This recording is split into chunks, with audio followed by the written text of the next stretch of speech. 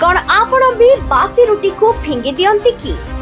बासी रुटी खाइबार लाभ जानिले रुटी आउ केबे भी फिंगिबे नाही।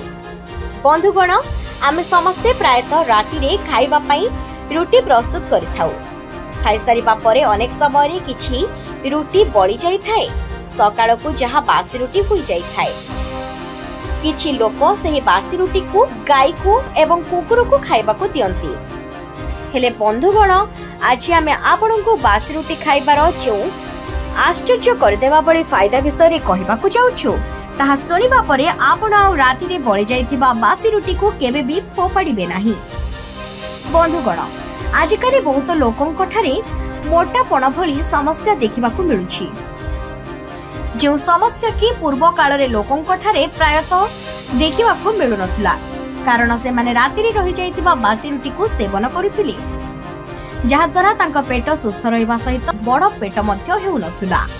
सकाळे बासी रुटी खाइबा द्वारा भोजन ठीक भाबरे हजम हेबारे यह सहाय्य करिथाय एवं स्वास्थ्य उपरि भल प्रभाव मध्य पकाइथाय।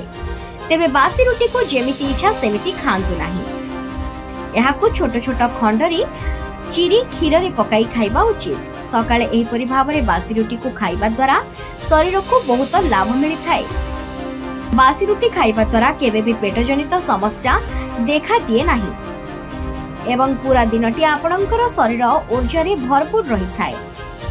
फल आपण आलस्य अनुभव करि नथांती।